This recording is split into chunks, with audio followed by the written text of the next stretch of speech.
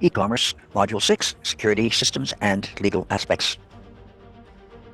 As we previously mentioned, one of the great obstacles when shopping online is security. There is no impassable system, since there will always be a small shadow of doubt in online businesses as well as in the physical businesses. But that should not be an excuse to reject all of the developments that new technology offers. Firstly, customers must understand that security systems and measures are becoming increasingly efficient.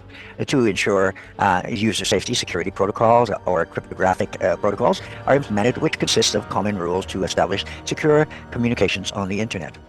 These protocols describe how the different data structures should be used and contribute to the smooth functioning of data transport. In addition to these protocols, there are rules and legal aspects to protect the data of users so that their personal information is protected and cannot be accessed by anyone. This chapter will discuss security systems in order to gain the confidence of consumers, as well as the legal aspects that must be taken into account when working with personal data of third parties. TLS protocol. One of the most widely used security protocols is a transport layer security, and this cryptographic protocol this is a cryptographic protocol that provides communication security over a computer network. The predecessor to TLS was Secure Sockets layers. Okay, the TLS protocol only identifies the server, which is why the customer remains unidentified. These systems allow entertaining personal information in different websites safely and can prevent eavesdropping or identity-related crimes. It is the most widely deployed system in online stores, banks, and any business that involves passwords and personal data. However, we must bear in mind that not all websites use this system, so we must be very careful with our personal information and our passwords. Passports are like underwear. You shouldn't leave them out where people can see them. You should change them regularly, and you shouldn't loan them out to strangers. Concepts and operations. Before delving into the TLS and how it works, transport layer system, I'm going to go back and find that out there just for fun. Transport layer security. Transport layer security. How transport layer security works, we should first review some concepts that will help us understand this security system. Encryption. The process of encoding information in such a way that only certain users can access it. For technical reason, an encryption scheme usually uses an encryption key generated by an algorithm. The message can only be decrypted with that key. A digital signature, like an electronic fingerprint, in the form of a coded message, the digital signature securely associates a signer with a document in a recorded transaction. Digital signatures use a standard accepted format called public key infrastructure to provide the highest level of security.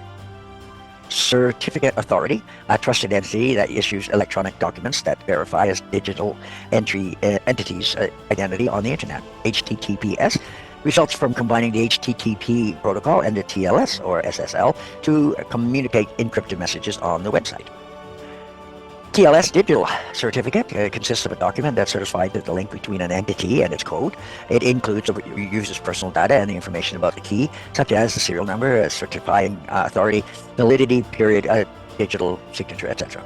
This secure communications starts with the first phase of the protocol. The customer and the server negotiate the cryptographic algorithms with which the data will be encrypted and authenticated. All the data about the protocol they support and the parameters required for the connection are sent. In the following phase, the two parties exchange keys, authenticate themselves by means of a digital certificate, and exchange the necessary code to carry out the information traffic. The integrity of the certificate, its validity, and the issuer are verified. Finally, server and browser can initiate encrypted communication. The TLS protocol has several stages of data exchange. First, the browser asks the web server to be identified. The server shows a copy of the TLS or SSL certificate to prove its identity. And in order to establish reliable communications, the browser verifies the certificate, and if it is correct, sends the message to the server. The server returns a digitally signed confirmation, and the session is started with TLS encryption. And we have process validation. The browser and the server exchange data securely through encrypted communication.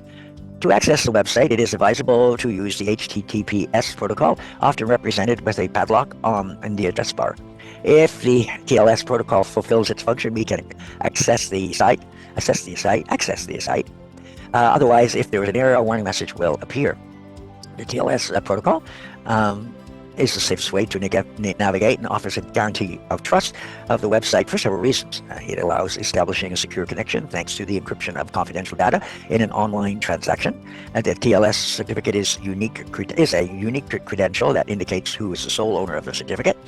It allows two different applications to exchange codes without needing to know the codes of each other. In addition, it is not a limited protocol since it allows incorporating new cryptographic algorithms. It has a certificate of identity of the owner of the certificate before issuing it. The protocol is divided into two levels. A record protocol. It is the lowest level protocol and provides a reliable and private connection through symmetric encryption algorithms. For each connection, a key is created based on mutually agreed protocols. And then we have the handshake protocol, which allows both the server and the customer to authenticate and agree on an algorithm for encryption before data exchange. It is a secure connection since the identity is verified using a public key. Negotiation is safe and reliable and cannot be modified without being detected. Now we come to applications. The main application for the TLS protocol is to create secure versions of software that use low reliability protocols. There are secure versions for different servers and protocols such as these, which can offer security to any protocol that uses trusted connections such as trusted TCP. There's widely used applications of TLS protocol, such as the OpenS library with genetic public license GNU. It has both SSL and TLS versions and many cryptographic algorithms. The advantages. In summary, we say that the TLS protocol constitutes a significant step forward in security guarantees, which are essential for e-commerce. It is highly valuable as it has achieved encrypted communication between the server and the customer thanks to encrypted algorithms. It is also an improvement over the previous protocol, SSL, that had a weaker encryption system. However, we must be aware that there is no absolute security in the network. Despite this, system has allowed a high degree of reliability and confidentiality in transactions and exchanges of private data, which means the customer trusts the company and e-commerce and is not afraid to purchase online. Then we come to Secure Electronic Transaction Protocol. The SET protocol is a communications system designed to ensure the security of credit card payments on the internet. SET blocks out the details of credit card information, thus preventing merchants, hackers, or thieves from accessing the information. It was supported by initially by MasterCard, Visa, Microsoft, Netscape, and others.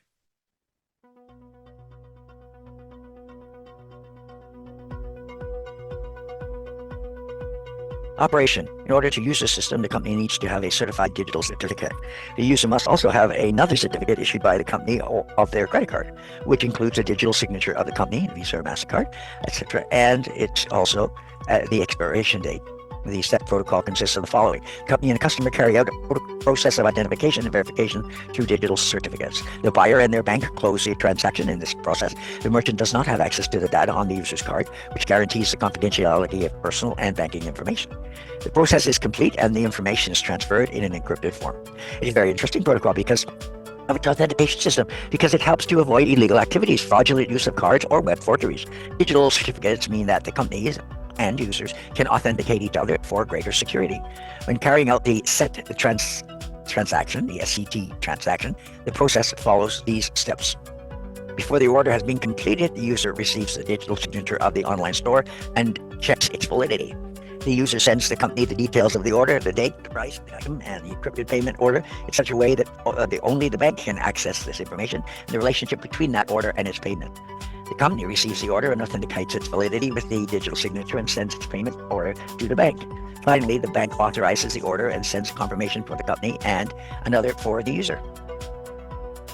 Now we come to security. The SET protocol has many advantages in terms of security.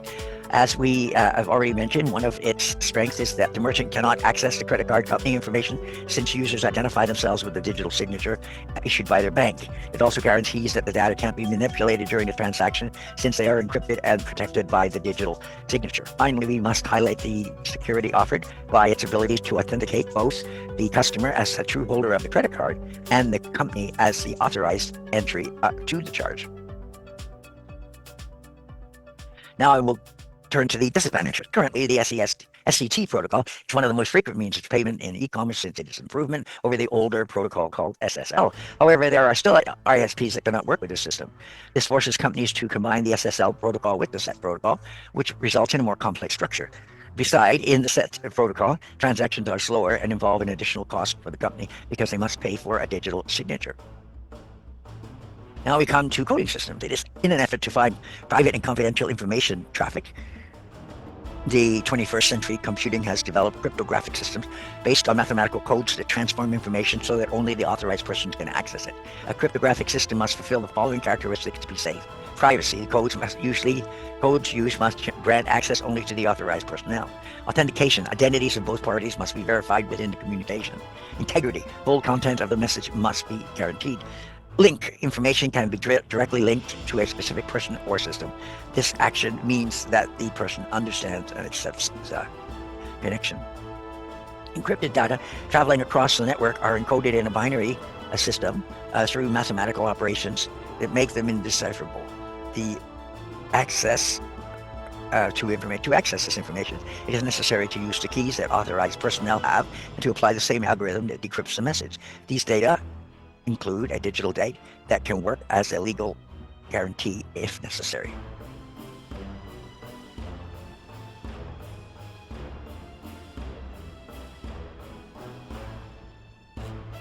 Symmetric and asymmetric encryption. Symmetric encryption, also known as private key encryption and secure key encryption, is a form of computerized cryptography using a single encryption key to disguise an electronic message. Its data conversion uses a mathematical algorithm along with a secret key, which results in the inability to make sense out of the message. As a key is needed, in case a supposed attacker knew the algorithm, they would not be able to do anything since they need the key. The problem arises when it comes to sending this key to new customers securely, since it could be intercepted on the way. It would also be necessary to create a secret key for each of the users who buy online. So despite the security it provides, the symmetric system is not widely used when there are a large number of customers. Asymmetric encryption, or key cryptography, is a relatively new method compared to symmetric encryption. Asymmetric encryption uses two keys to encrypt a message: a public key, which is made freely available to anyone who has agreed to accept that, and it's available to anyone who likes to want to send a message. And the second private key is kept secret so that only you can do or know this. The key is exchanged over the internet or a large network. It ensures that malicious persons do not misuse the key. It is important to note that anyone with a secret key can decrypt the message, and that is why it's asymmetrical encryption. It uses two related keys to boost security. Process would be the following: the sender recreates a message and encrypts it with the receiver's public key. The encrypted message is sent over the network. The receiver decrypts the message with its private key and has access to the original information. The system has become the most frequent use on the internet as it engages the authenticity of the members and integrity of the message. In addition, it's perfect for e-commerce because it solves the key exchange problems of the symmetric system. Participants do not need to agree on the key to use. The sender just needs to have a copy of the public key of the receiver. One of the disadvantages of the asymmetric key is that it needs more resources to work and it's slower, which is why there is also hybrid cryptography, combining the speed of the symmetric algorithm with the security of the exchange mechanism. If you follow what I mean. Speed of the algorithms with the security of a key exchange provided by the asymmetric system.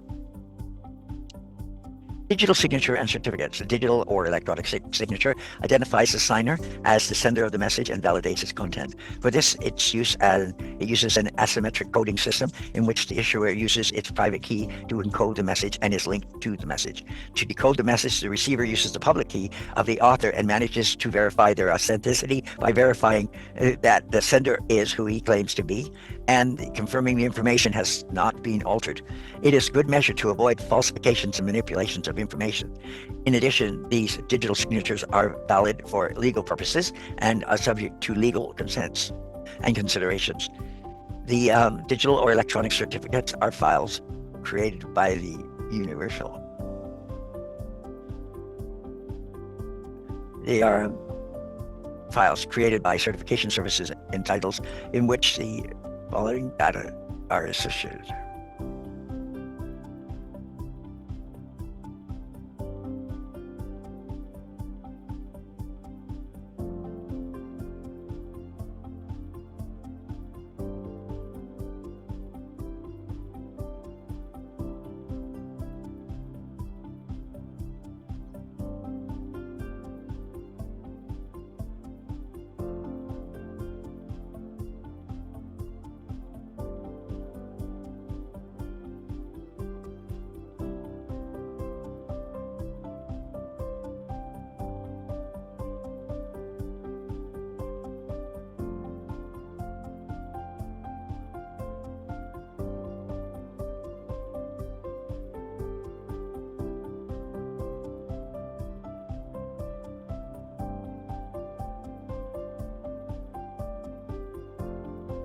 To decode the message, the receiver uses a public key of the author and manages to verify their authenticity by verifying that the sender is who they claim to be and confirming that the information has not been altered. It is a good measure to avoid falsifications and manipulations of information.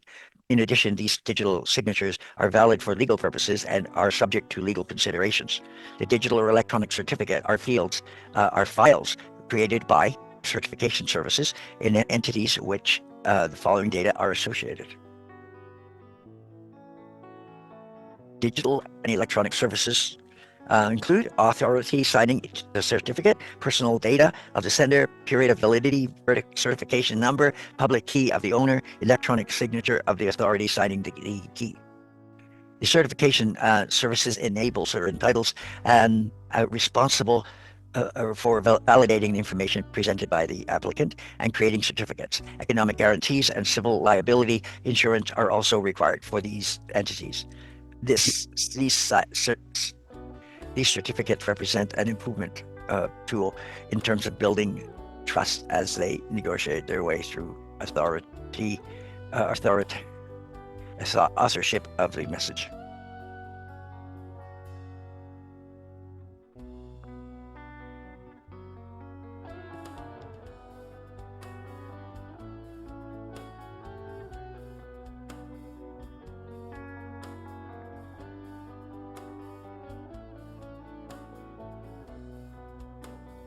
E-commerce security measures and threats.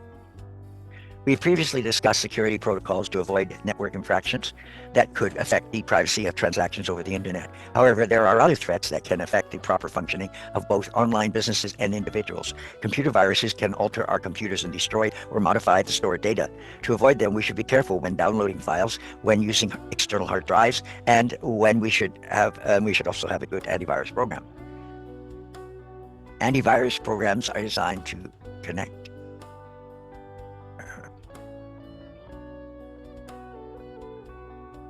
combat the computer threats. They must always be alert to be able to act before the virus runs and be constantly updated since there are new malicious programs every day. It is also advisable to have an antivirus that can make quick revisions and not interfere in the activities of the computer. Another useful program is called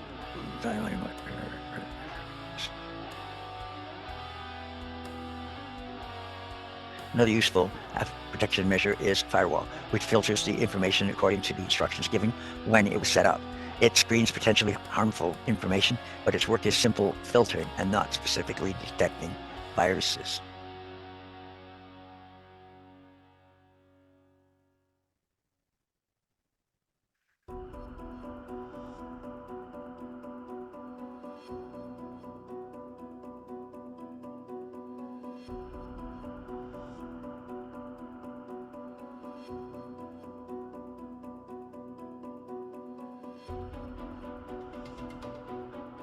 It screens potentially harmful information, but it works is simply filtering and not specifically detecting viral attacks.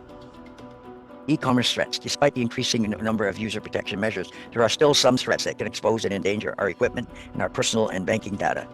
Some of these threats and how to avoid them will be shown. Phishing. Phishing is a form of fraud in which the attacker masquerades as a reputable entity or person in an electronic communications channel trying to obtain sensitive information such as username, password, and so on and so forth. And money, often for malicious reasons.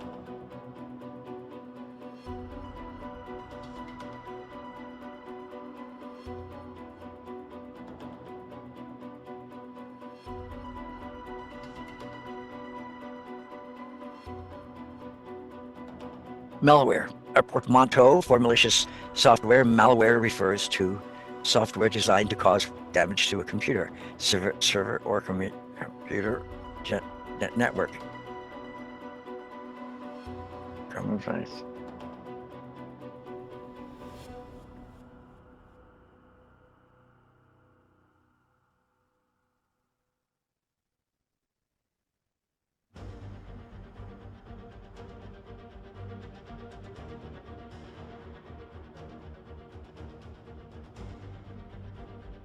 Malware. A portmanteau for malicious software. Malware refers to software designed to cause damage to the computer, server, or computer network. Common examples of malware include viruses and worms, Trojan horses, and spyware. Viruses, for example, can advocate the police, the victims, believe.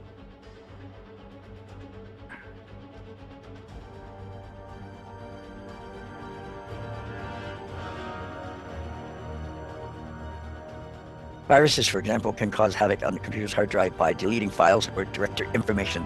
Spyware can gather data from a user system without the user knowing. This can include anything from web pages the user visits to personal information such as credit card numbers. Scam, a criminal action which involves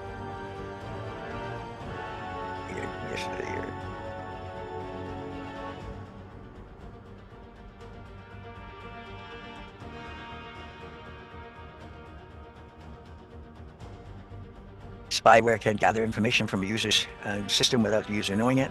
This can include anything from web pages, users' visits to personal information, such as a credit card number. Scam, a reason,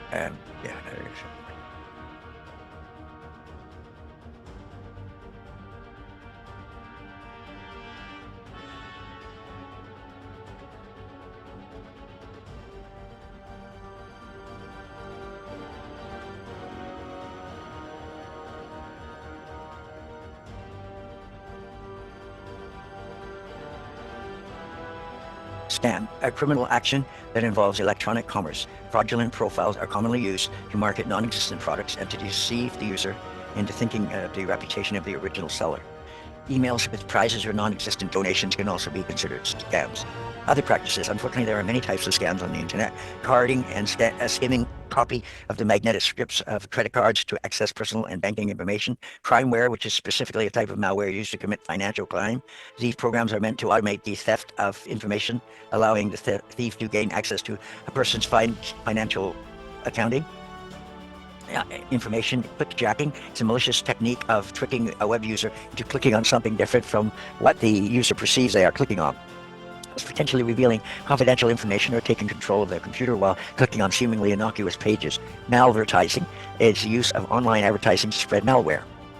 Typically involves injecting malicious or malware-related advertisements into legitimate online advertising networks and websites. But there are some recommendations to prevent these thefts. One is to install one or more antivirus programs to detect malicious software and codes that can steal information from our computer. 2, avoid clicking on suspicious links, emails, or other languages or unknown rewards or websites. 3, verify the domain and the HTTPS protocol to avoid entering information into false websites. Another, use strong and alphanumeric passwords.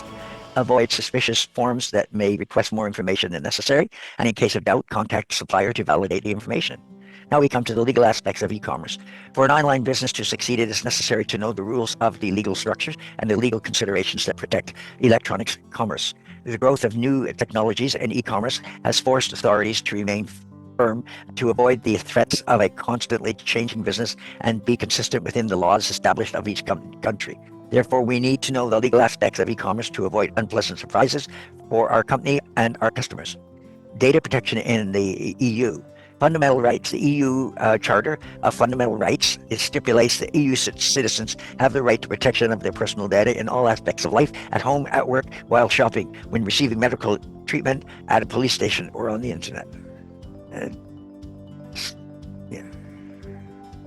The right enshrined in Article 8 of the Charter of Fundamental Rights, which establishes that 1, everyone has a right to the protection of his or her personal data. 2, such data must be processed fairly for specified purposes and on the basis of consent of the person concerned or some other legitimate basis laid down by the law. Everyone has a right of access to data which has been collected concerning him or her and the right to have it rectified. Compliance with these rules shall be subject to the controls by an independent authority. The EU-level data protection bodies, the regulation of the protection of individuals with regard to the processing of personal data by EU institutions, established by the European Data Protection Supervisor, EDPS. EDPS is an independent EU body responsible for monitoring the application of data protection rules within the European institution and for investigating complaints. The European Commission has appointed a data protection officer who is responsible for monitoring and the application of data protection rules in European institutions.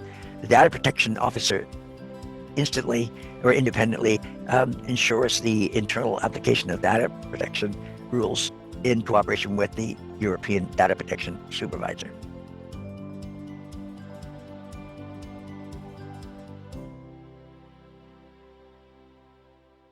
Law. The European Commission puts forward its EU data protection reform in 2012 to prepare Europe for it to be a new age. The regulations aim to strengthen citizens' fundamental rights in the digital age and facilitate business by simplifying the rules for companies in the digital single market. Technological progress and globalization have profoundly changed the way data is collected, accessed, and used. In addition, the 27 EU member states have implemented the 1995 rules differently, resulting in divergence of enforcement. A law was created to do away with fragmentation and the costly administrative burdens, leading to savings for the business of around $2.3 billion a year. Wow. The initiative helps reinforce consumer confidence in online services, providing a much-needed boost to growth, jobs, and innovation in Europe. In 2017,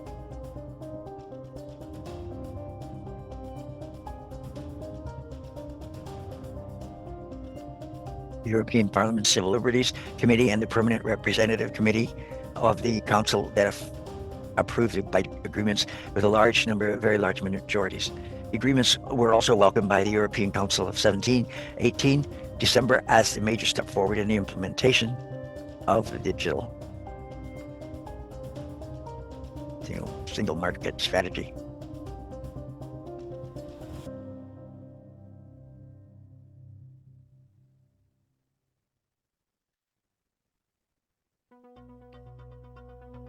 In 2015, the European Parliament, the Council, and the Commission reached agreement on the new data protection rules, establishing a modern data protection framework across the EU.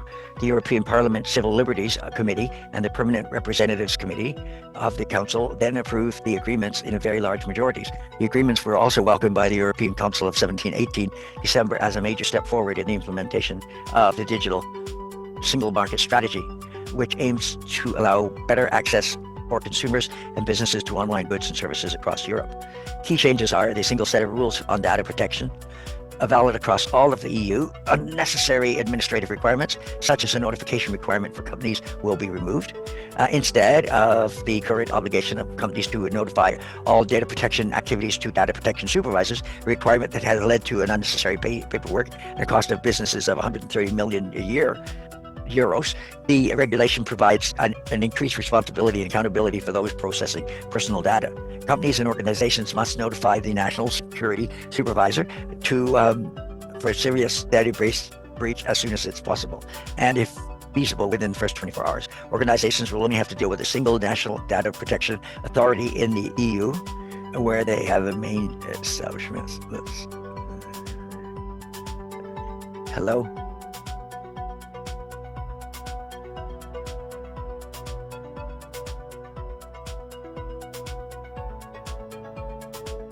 Whenever consent is required for data to be processed, it is clarified that it has to be given explicitly rather than assumed. People will have easier access to their own data and be able to transfer personal data from one service provider to another more easily, which is the right to data portability. This will improve competition among services. A right to be forgotten will help people better manage data protection.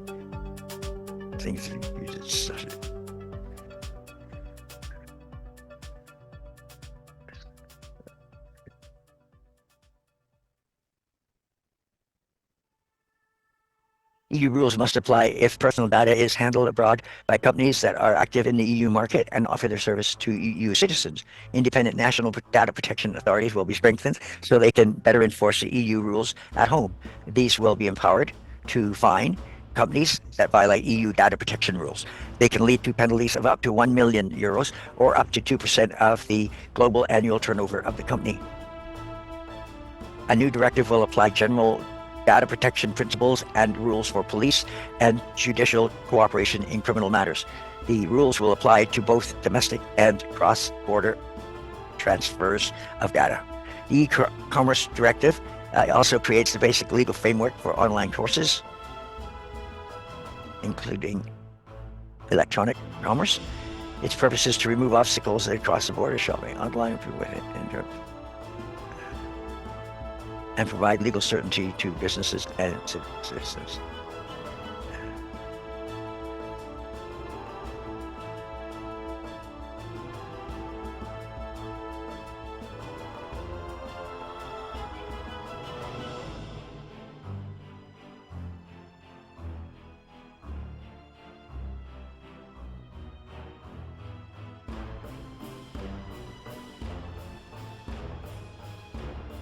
The directive establishes rules on issues such as transparency and information requirements for online service providers, commercial communications, electronic contracts, and limitations with liability of intermediary service providers. It also enhances administrative cooperation between the member states and their roles of self-regulation. A link to the whole directive can be found in the annexes for further information.